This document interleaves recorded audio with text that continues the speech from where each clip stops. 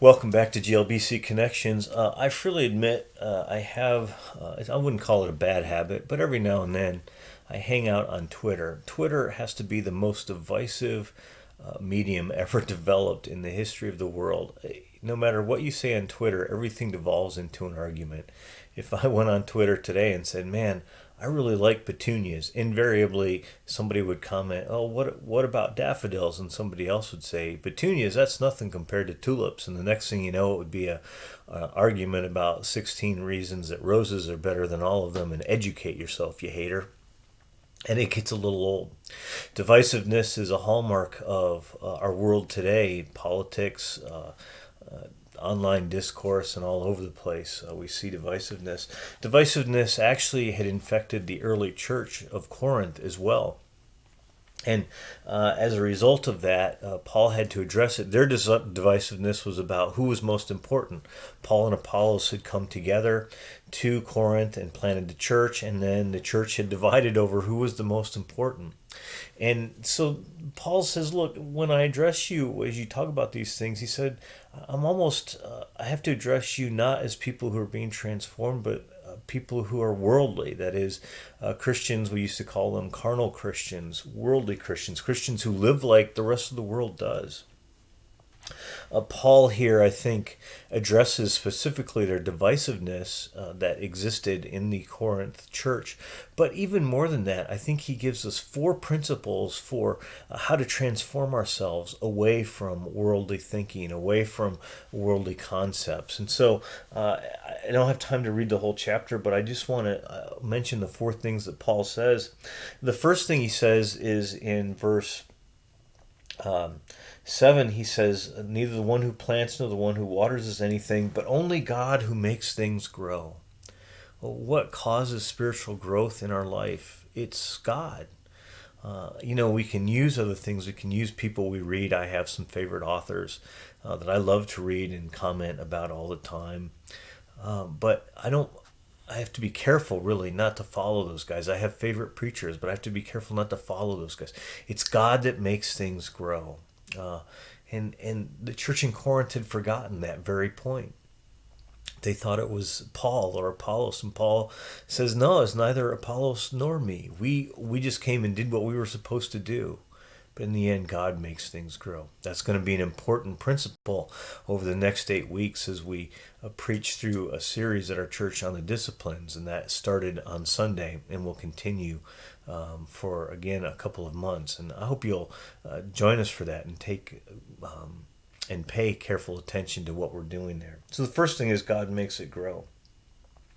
The second thing is that he is growing us toward Jesus Christ. Verse 11 says, "For no one can lay any foundation other than the one already laid, which is Jesus Christ." Paul says, "Look, it's not what Apollos did. I didn't add anything to this. I didn't. Apollos didn't. No, the foundation is Christ. What are we growing toward? If God makes us grow, what's it for? It is toward Jesus Christ. Whatever else you're doing in this world, whatever else you're doing in this life, we should be reminded that God wants us to grow toward Jesus Christ. Paul's frustration here with the church in Corinth, they weren't doing that. Instead, they were excited about their own things. The reason they were dividing between Paul and Apollos was to gain importance, and they were arguing about who was most important among Paul or Apollos. And then they wanted to argue, if, say, Apollos was most important, and if I follow him, I'm more important than all the Paul followers. And Paul says that's not what really matters in the end. That's a good reminder for us in a divisive and argumentative society. What really makes a difference is us growing toward Jesus Christ. And in some ways, and this is important too, us growing together toward Jesus Christ. In fact, Paul takes that up later on as he talks in this chapter about the building. He says that he is building us toward Jesus together. And so he says, verse 16, "Don't you know that you yourselves are God's temple and that God's Spirit dwells in your midst?" I wish I had time really to unpack that one verse. There's probably half an hour, an hour of things could be said right there. Paul is comparing the church to the Old Testament temple of God, the place God dwelled. One of my favorite authors is, as I've said, I have people I like to read. One of them is G.K. Beale. And as he talks about Paul's words, both here and in other places, he says something profound. The church is the place that God comes to dwell. His Spirit dwells among us as we are God's people here on this earth. And so we are God's temple. And G.K. Beale says that is no metaphor. That's what we are. We are the dwelling place of God. Not as a metaphor, but really where we go. And John says this in 1 John. It says, 1 John 4, 7 through 12, says, you want to know what God looks like? You look at Christians, and then you see what God looks like. Why? Because God dwells among us in His Spirit.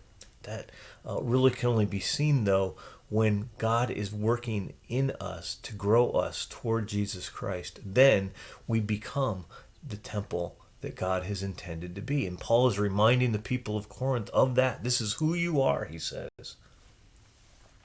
And so in the end, he says this, and this I think is so beautiful and so important. As he winds all this up and he says all these things, he ends by saying this. So then, no more boasting about human leaders. All things are yours, whether Paul or Apollos or Cephas, who is Peter, or the world or life or death or the present or the future. Here's Paul's words. These are so great. All are yours. Why would we ever forsake everything for our petty squabbles, for the petty things of the world, for our petty little lives? Yes, so often we do. Paul reminds the church in Corinth, all things, he says, are yours. Why do you argue over who's most important, Paul or Apollos or Peter? No, it doesn't matter. All things are yours. And now I say that to the modern church today. Why do we worry so much about the petty things that don't matter? All things are ours. The world or life or death or the present or the future. All are ours because they've been handed to us by Jesus Christ through His death and resurrection. Let's be transformed.